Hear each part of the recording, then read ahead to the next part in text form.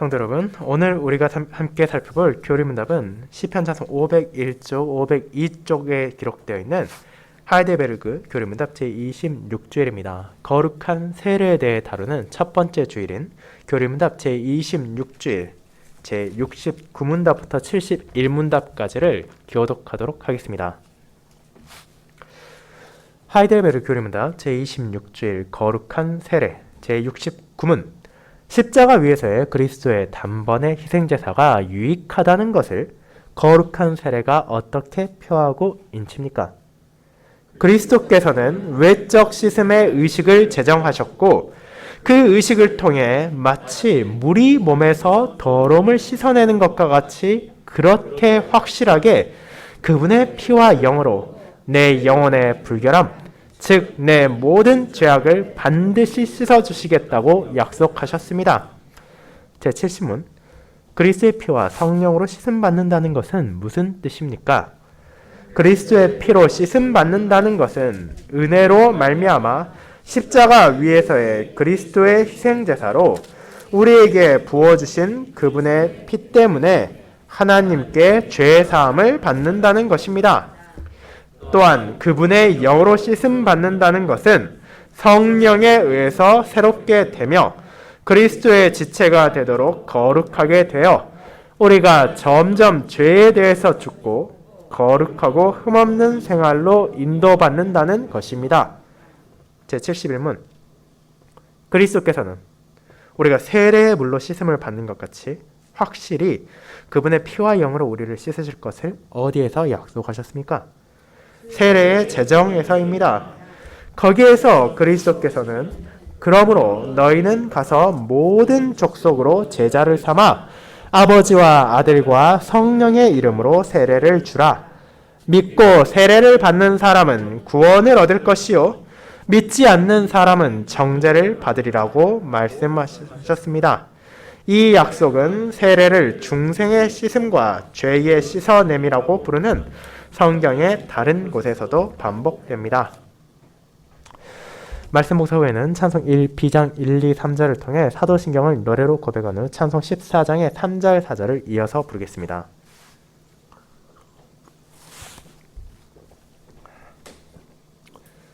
사랑하는 주 예수 그리스도 안에 있는 형제 자매님들, 우리가 일상에서 빼놓을 수 없는 것 중 하나는 바로 무언가를 씻는 것입니다.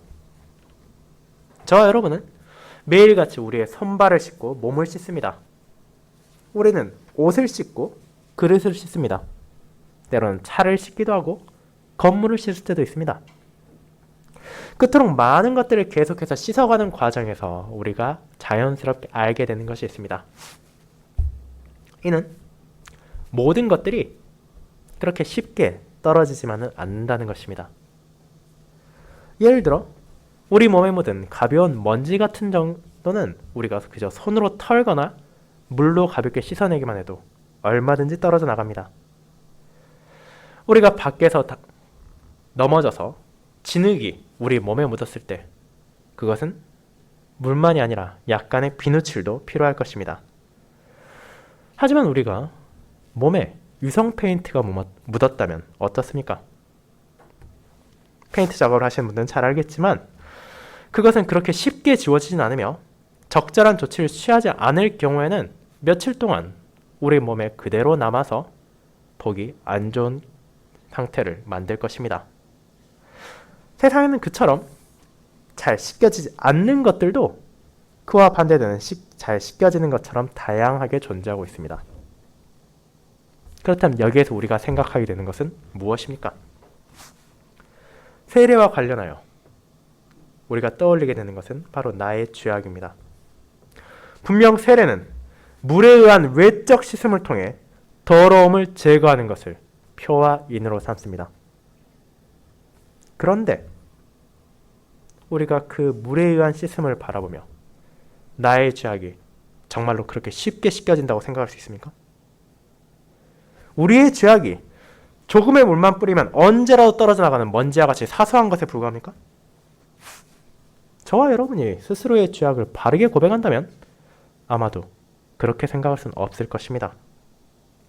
하나님 앞에서 범한 나의 죄는 그 무엇 하나도 가벼운 것이 없으며 그중 가장 사소한 하나로도 나의 몸과 영혼에 영원한 형벌을 처하게 하기에 마땅한 것이기 때문입니다.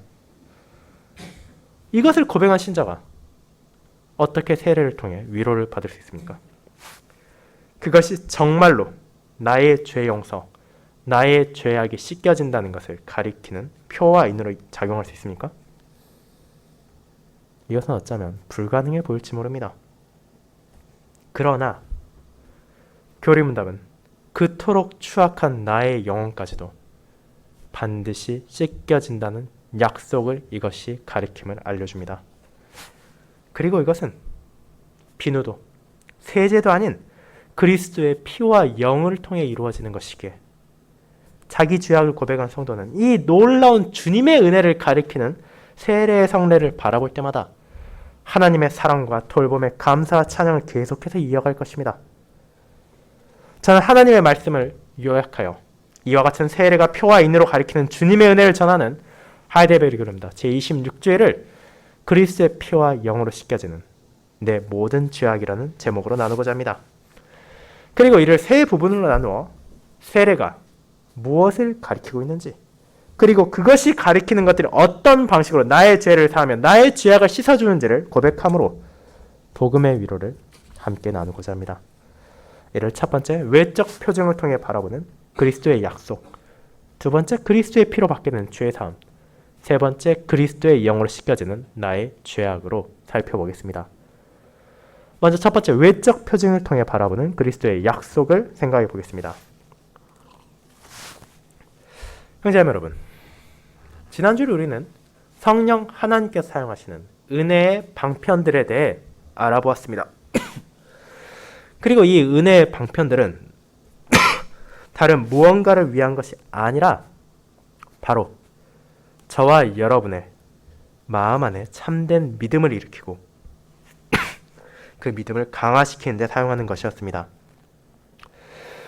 교리응답을 통해 자신의 죄악을 고백한 신자는 그 참된 믿음이야말로 나에게 주어진 그리스도의 대속과 의와 거룩을 받게 하는 것임을 깨닫게 되기에 그 믿음이 얼마나 중요한지를 알 뿐 아니라 그 믿음을 우리가 어떻게 가지게 되는지를 생각하지 않을 수 없습니다. 물론 교리문답은 이미 앞선 제7주를 통해 그 참된 믿음이 성령 하나님을 통해 주어진다는 것을 알려주었습니다. 그리고 이제 다시 믿음의 핵심 주제로 떠오른 이 시점에서 그런 믿음이 그럼 어떤 방식으로 주어지는지를 확인하게 함으로써 다시 한번 우리 마음의 그 중요성을 상기시킵니다. 자, 그렇다면 이 믿음을 위한 은혜의 방편은 무엇입니까? 물론 이에 대해 각 교단들이 가진 이견이 있다는 것을 우리는 알고 있지만 개혁교회는 이를 두 가지, 복음설교와 거룩한 성례로 정의합니다. 그리고 그것을 사용하는 주체는 내가 아니라 바로 성령 하나님이심을 분명하게 말하므로 우리의 믿음의 근원이 어디에 있는지를 잊지 않도록 알려주는 것입니다. 그렇다면 그런 은혜의 방편 가운데 하나인 복음 설교는 어떻게 우리 안에 믿음을 심고 그 믿음을 강화시킵니까? 먼저 그것을 그저 설교를 하지 않고 그저 복음이라고만 말하지 않고 복음 설교라는 표현을 사용함을 통해 이것이 공적인 예배에 하나님의 종에 의해 선포되는 순수한 복음, 죄 용서와 영원한 생명의 약속을 포함한 주님의 뜻임을 알려준 후 그것이 어떻게 사용되는지를 교리문답은 보여줍니다. 이는 믿음이 들음을 통해 생겨나는 것이며 그 들음은 하나님께서 정하신 때 정하신 사람들에게 베푸시는 은혜이기 때문입니다. 일부 사람들의 생각과 달리 죄송합니다. 믿음은 내 스스로 어느 날 갑자기 만들어낼 수 있는 것이 아닙니다. 믿음의 원천은 전적으로 하나님의 은혜에만 있으며 그분께서 이 복음을 전하시고 성령 하나님께서 그 들은 복음의 진리라는 것을 깨닫게 하심을 통해 어리석고 죄악된 우리의 마음에 참된 믿음을 일으키십니다. 그리고 복음 설교의 역할은 이 믿음을 한번 일으키는 것에서 끝나는 것이 아닙니다. 매주일 복음 설교가 반복되는 이유는 이를 통하여 이 복음이 전하는 것이 어떤 것인지를 더욱 풍성히 깨닫게 함으로써 하나님의 공의가 무엇인지, 하나님의 사랑이 얼마나 놀라운지, 하나님의 자비가 얼마나 큰지, 하나님의 심판이 얼마나 두려운 것인지와 같은 진리들을 계속해서 알아가게 함으로써 우리 믿음이 매일매일 자라가게 함으로 세상에서 마주하는 역경과 시련에도 굴하지 않고 굳건하게 그 믿음 안에서 우리가 살아가도록 하는 것이기 때문입니다. 그렇게 복음 설교가 놀랍게 사용된다면 성례는 왜 필요합니까? 복음 설교를 믿음이 일으켜질 뿐 아니라 자라가기까지 한다면 굳이 성례가 필요합니까? 하지만 이 또한 우리를 위해 하나님께서 베푸신 은혜입니다. 그리고 그것을 주신 이유는 저와 여러분이 얼마나 연약한지를 그분이 잘 아시기 때문입니다. 우리는 듣는 것보다 우리 눈으로 보는 것을, 그리고 우리 눈으로 보는 것보다 우리가 직접 만지고 경험하는 것을 더 선호하는 경향을 가지고 있습니다. 그렇게 하나님께서는 우리가 전해 들은 복음 설교를 직접 보고 경험함으로써 확신할 수 있도록 우리에게 이 표와 인들을 주신 것입니다. 그리고 이는 그리스도께서 새 언약에서 제정하신 두 가지 거룩한 세례와 거룩한 성찬입니다. 이 두 가지를 통해 신자는 십자가에서 예수 그리스도의 희생제사의 믿음을 집중하게 되고 복음으로 배우게 된 진리를 확신하게 됩니다. 그렇게 하나님께서 우리의 필요를 위해 주신 이 아름다운 성례들을 그저 나의 필요로, 나의 생각으로, 나의 고집으로 자의적으로 거부하거나 무시하는 것은 교만하고 어리석은 자세이며, 우리가 이를 마주할 땐 항상 자신을 겸손히 낮추며 그런 나에게 베풀어진 하나님의 은혜에 감사하고 앞으로도 계속해서 베풀어질 그분의 은혜를 기대해야 합니다. 그것이 은혜의 방편을 바라보는 성도의 합당한 자세입니다. 그렇다면 이제 우리는 그와 같은 복음 설교와 성례가 어떤 것인지를 보다 구체적으로 알아야 할 필요가 있습니다. 그것이 그렇게 중요하고 하나님께서 나의 믿음을 위해 사용하시는 은혜의 방편들인데 정작 내가 그것을 알지 못한다면 안 되기 때문입니다. 그리고 교류미담은 먼저 성례들이 무엇인지, 그것과 관련해서 발생하기 쉬운 잘못된 생각이 어떤 것들인지 살펴본 후 천국의 열쇠 부분에서 다시 한번 복음 설교에 대해서도 고백함으로 이를 정리할 것입니다. 이제 우리가 다룰 교류미답 제26주일을 바라보도록 합시다.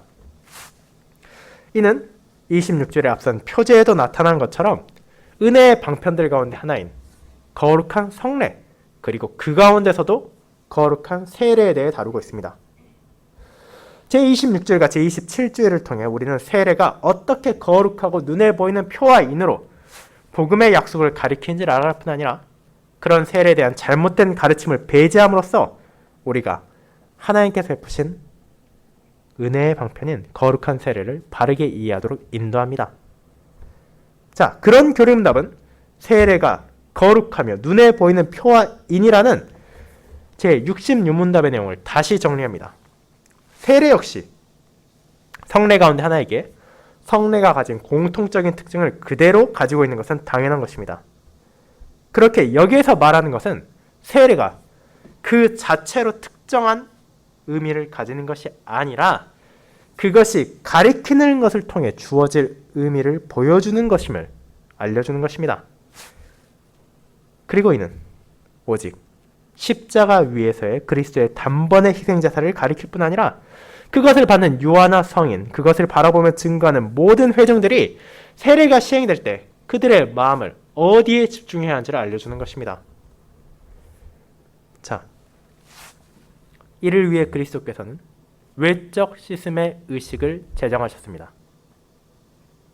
간단히 말하자면 우리 눈에 보이는 이 의식을 통해 물이 더러움을 씻어내는 것처럼 내 영혼의 불결함, 즉 내 모든 죄악을 그리스도께서 반드시 씻어주신다는 약속을 확신하도록 하기 위한 것입니다. 자, 그렇게 우리는 이 세례가 표와 인이라는 사실을 다시 한번 기억해야 합니다. 제27주일에서 보다 상세하게 다루게 될 것이지만 세례 그 자체는 어떤 신비한 마술이나 기적이 아닙니다.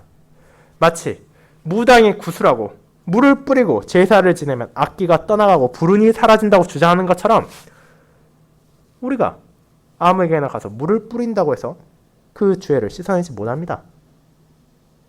우리의 죄악은 너무도 추악하고 강인하며 물이 아니라 이 세상에 존재하는 어떤 수단을 사용해도 결코 지울 수 없을 뿐 아니라 그 가리움을, 그 더러움을 가릴 수도 없습니다.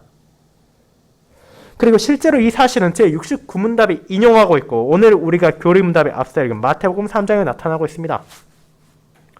그리스도를 예비하는 자, 그분에 앞서서 주님에 대해 선포한 세례 요한은 요단강에서 물에 의한 세례를 주었습니다.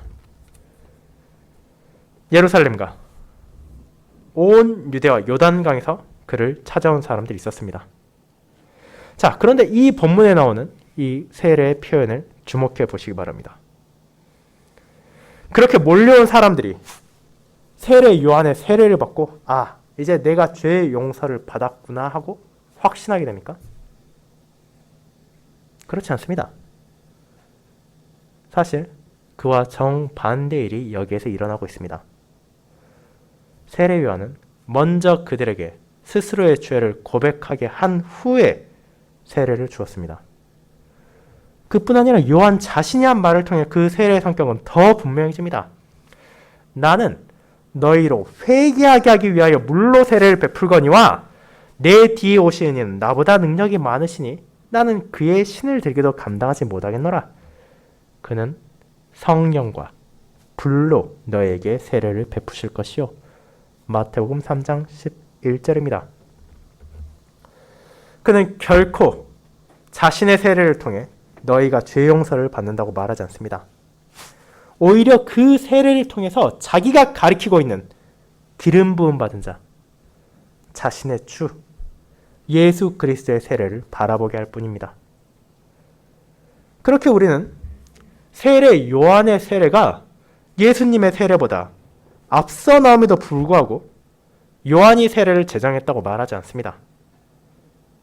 왜냐하면 그의 세례는 그 자체가 완결성을 지니는 것이 아니라 그리스도께서 이후에 제정하실 세례를 가리키고 있을 뿐이며, 그리고 그의 세례는 죄 용서의 세례가 아닌 그것을 받는 자들로 하여금 자기 죄를 고백하고 돌이키게 하는 회개의 성격을 가지고 있기 때문입니다. 그렇게 그의 세례를 받은 자들은 거기에서 만족하는 것이 아니라 회개에 합당한 열매를 맺고 살아가며 세례 요한이 전한 그를 이어 오실 분, 성령과 불로 나의 모든 죄악을 진정으로 씻어줄 그리스도를 바라보게 됩니다.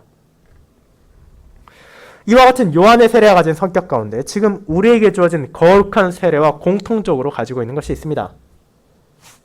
이는 그 자체가 가진 의미가 없는 것은 아니지만 본질적으로 그것이 가리키는 것을 참여하는 사람들이 바라보게 하는 표와 인이라는 점입니다.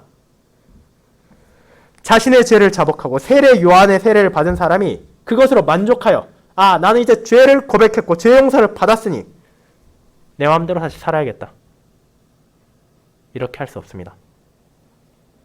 그는 계속해서 회개에 합당한 열매를 맺어야 할 뿐 아니라 자신이 세례를 받은 요한이 가리키고 있는 주를 바라보아야 했습니다.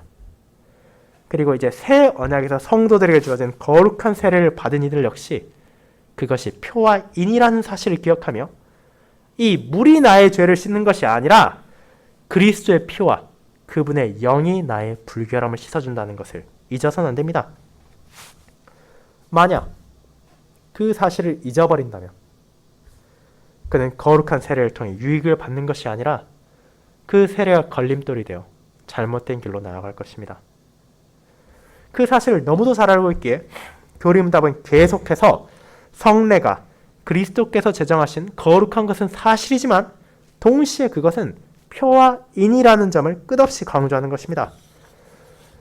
그것을 망각한 사람들이 당시에도 있었을 뿐 아니라 오늘날도 여전히 존재하고 있기에 이 지적은 적절한 것이며 우리 모두가 마음에 새겨야 하는 것입니다. 그렇다면 이 거룩한 세례가 표와 인이라면 그것의 가치가 없는 것입니까? 그것은 전혀 별개의 이야기입니다. 간단한 예로 대부분의 운전자들은 면허시험을 통과할 때 기본적인 운전 규칙을 배우게 될 뿐 아니라 이런 안전 수칙들은 계속해서 교통방송이나 라디오를 통해 접하게 됩니다. 하지만 그렇다고 해서 도로에 있는 수많은 교통표지판들을 다 제거해버리는 게 그들에게 유익합니까? 초등학교 근처에서 안전하게 운전해야 되는 것을 충분히 광고했으니 이제 속도 제한 표지를 다 없애버려도 아무 상관없으니까? 그렇지 않습니다. 그런 표지판들은 그들이 이미 알고 있는 사실이지만 그것을 다시 상기시켜 줌으로써 운전자들이 안전하게 주행할 수 있도록 그들을 돕는 역할을 합니다. 그리고 그와 유사한 역할을 성례는 표와 인으로서 하고 있습니다. 매번 세례를 받는 유아나 성인의 머리에 물이 뿌려질 때마다 우리는 그 물 자체가 아니라 그것이 가리키고 있는 복음의 약속을 바라봅니다. 나의 죄악을 씻어주는 것이 그 외적인 물의 표식이 아니라 그리스도의 피와 영이라는 것을 기억하며 그 약속을 나의 눈으로 바라봄을 통해 다시 한번 확신하는 것입니다. 그렇게 요한의 세례가 그리스도의 세례를 통한 위로를 전한 것처럼 그리스도의 세례는 이제 그분의 십자가에서 희생제사를 통해 주어진 유익에 우리의 마음을 집중하도록 의도되었습니다. 그런 이유를 가지고 있기에 우리는 그 표와 인을 결코 무시하지 않고 그것이 만들어진 목적에 따라 주님의 은혜를 바라보아야 합니다. 사랑하는 형제자매 여러분, 이와 같은 진리를 우리의 마음에 새기도록 합시다. 로마 교회를 비롯한 일부 사람들이 주장하는 것처럼 세례가 그것 자체로 우리에게 죄를 씻어주고 세례 그 자체 우리의 믿음을 집중하도록 만들어지지 않았습니다. 하지만 그것은 표와 인으로서 저와 여러분이 어디를 바라봐야 하는지를 인도하는 역할을 하며 우리가 귀로 듣고 마음으로 믿은 복음의 약속들을 더욱더 확신할 수 있도록 도와줍니다. 그렇게 성도는 이 세례의 외적인 의식을 바라볼 때 그리스도의 십자가에서 베풀어진 약속과 은혜를 더욱더 마음에 새기며 그 복음 안에서 위로를 받고 그 복음을 의지하며 신실히 살아갈 수 있는 유익을 받는 것입니다. 그리고 이제 두 번째, 그리스도의 피로 받게 되는 죄사함을 우리는 보게 됩니다.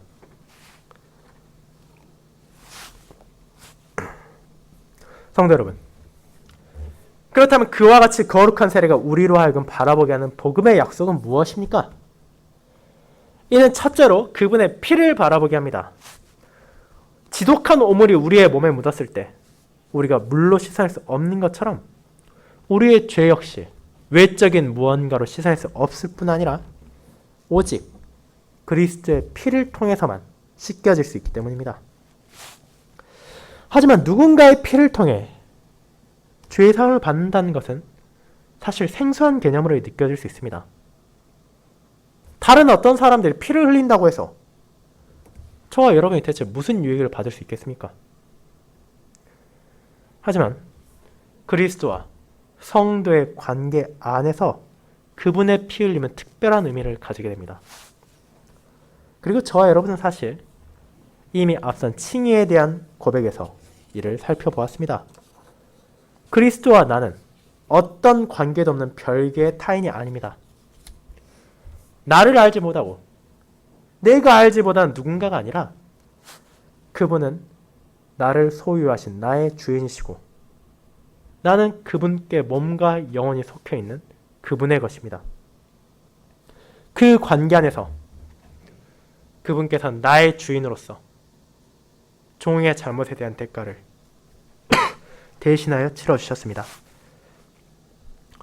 오늘날 어린 자녀들이 큰 잘못을 저질렀을 때 그것을 배상할 능력이 없는 자녀를 대신하여 부모들이 그 값을 치르는 것처럼 십자가에서 흘려진 그리스도의 피는 나의 죄가 용서받았다는 것을 가리킵니다. 어떤 잘못도 범하지 않은 온전한 의인의 피가 흘려짐을 통해 몸과 영혼이 영원한 형벌을 받아야 할 내 죄의 대가가 치러졌습니다. 그리고 우리의 주님께서는 바로 그 목적을 위해 이 땅에 오셨습니다. 예수 그리스도, 우리의 구속주께서는 어쩌다 보니 이 땅에 오게 되었고 하다 보니 나의 주인이 된 것이 아니라 처음부터 그 백성들을 죄로부터 구원하기 위해 스스로를 낮추셨습니다.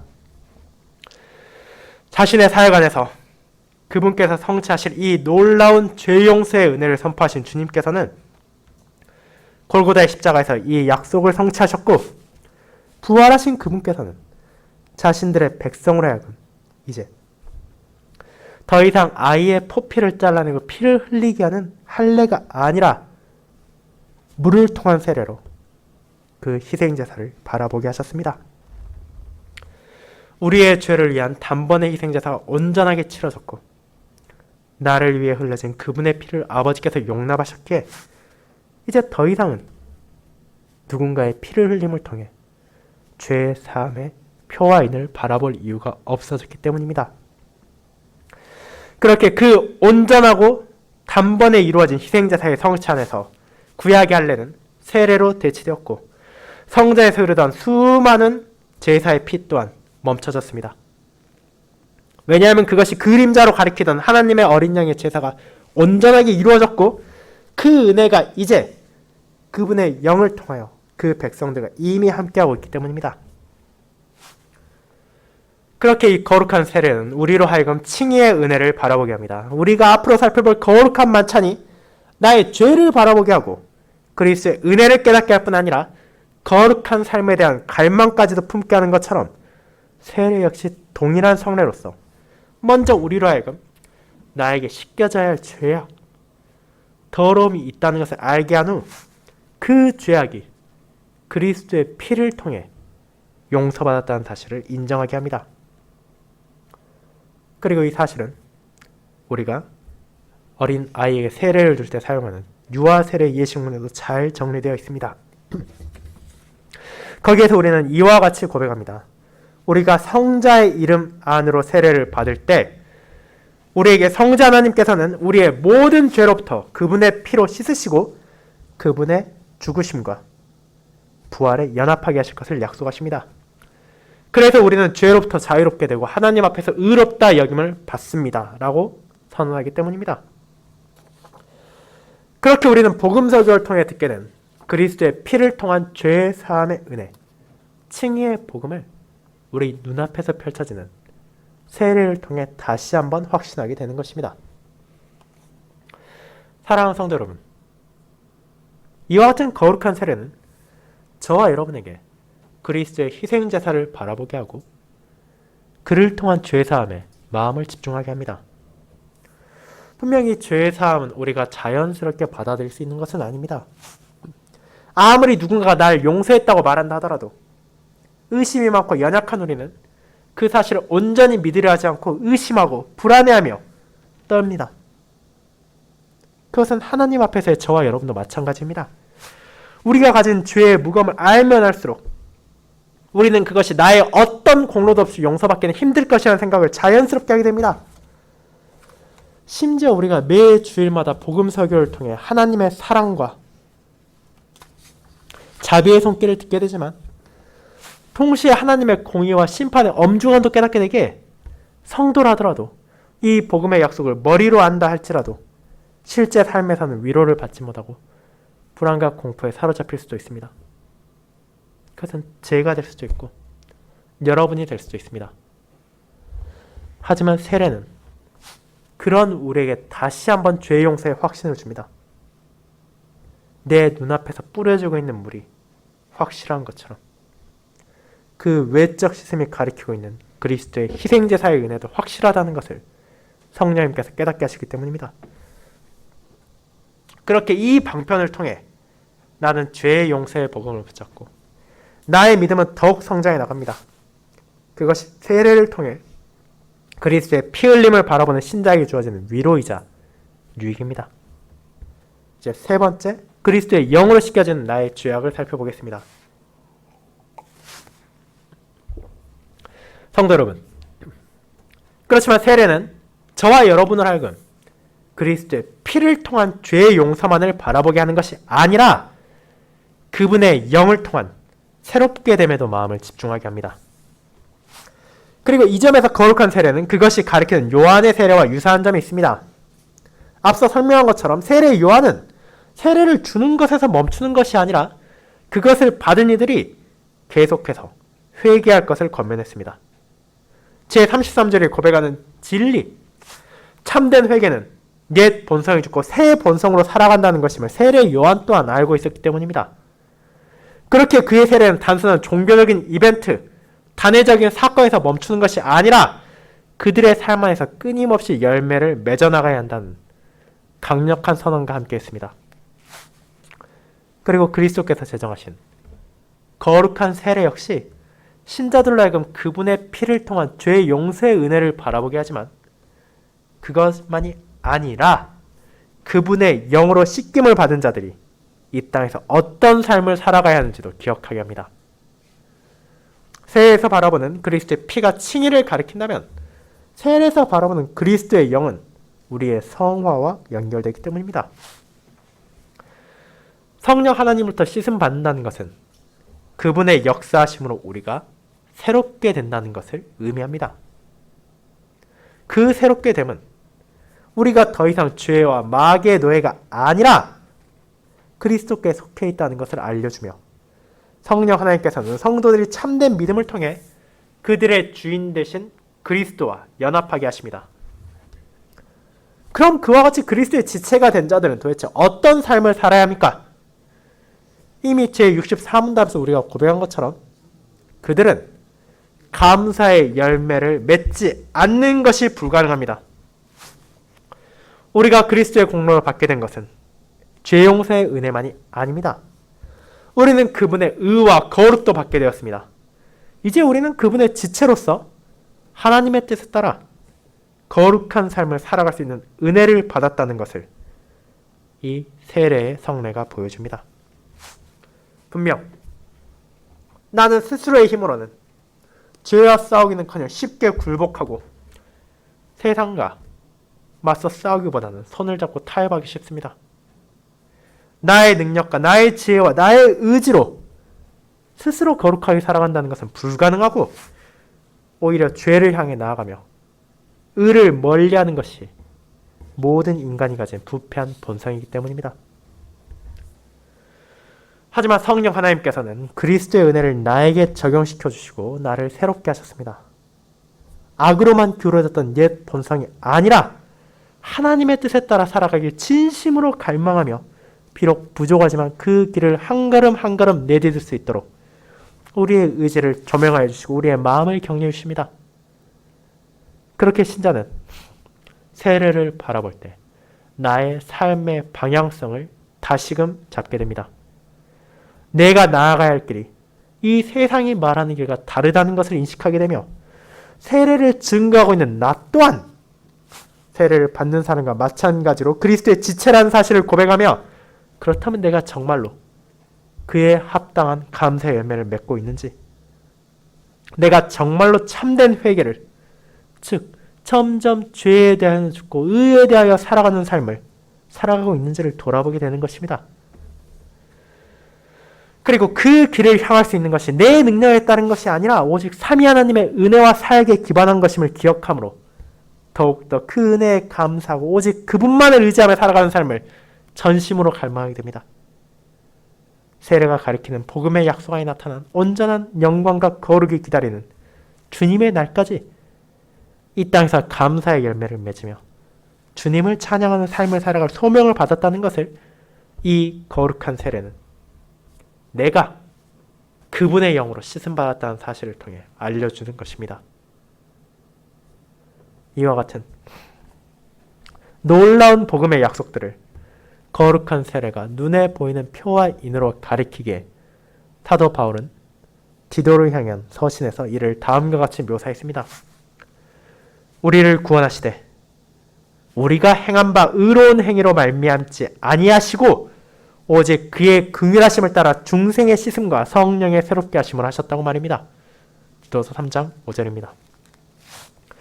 그렇게 이 거룩한 세례를 통해 십자가에서의 예수 그리스도의 희생제사의 믿음을 집중한 성도는 그분의 긍휼하심을 바라보게 됩니다. 나의 죄 씻음, 나의 새롭게 됨은 나의 의로운 행위로 말미암은 것이 아니라 오직 그분의 선하신 뜻 안에서 자비롭게 주어진 것이기 때문입니다. 그리고 그런 성례를 이용하심으로 성령 하나님께서는 순전한 은혜로 베풀어진 복음의 진리, 순수한 복음 설교를 통해 전해진 나의 구원을 위한 하나님의 놀라운 사역을 깨닫게 하시고 그를 통해 일으켜지고 자라나는 믿음을 더욱 강하게 하십니다. 사랑하는 여러분, 그렇게 이 거룩한 세례는 저와 여러분이 아주 중요한 의미를 가졌습니다. 교회 안에서 세례가 시행될 때마다 그것을 증거하는 우리는 이 성례가 가진 의미를 기억하며 감사를 멈추지 말아야 합니다. 그것이 주님께서 교회에 베푸신 은혜일 뿐 아니라 나에게도 사용하시는 방편이라는 것을 기억해야 하며 그것을 통해 그리스도의 희생제사를 바라보아야 합니다. 내가 그분의 피로 죄를 용서받았고 그분의 영으로 새롭게 되었기에 복음의 설교 안에서 계속적으로 선포되는 이 구원의 진리를 거룩한 세례는 나의 눈앞에 확실하게 표와 인으로서 제시함으로 내가 그 약속을 의심하지 않고 믿으며 불안과 공포를 떨쳐내고 자라나가는 나의 믿음 안에서 성령 하나님께서 우리를 인도하시는 길 점점 죄에 대하여는 죽고 거룩하고 흠없는 생활을 향하게 됩니다. 그것이 바로 세례가 가리키는 우리에게 주어진 은혜이며 소명입니다. 주님께서 나를 위해 제정하신 이 세례가 확신하게 하는 놀라운 은혜 안에서 위로를 받고 그 모든 약속들이 충만히 우리에게 임하게 될 그리스도의 날을 바라보며 그날까지 이 아름다움의 소명에 따라 기쁨과 감사로 점점 죄에 대하여는 죽고 거룩하고 흠없는 생활로 여러분이 살아가시기를 소망합니다. 아멘.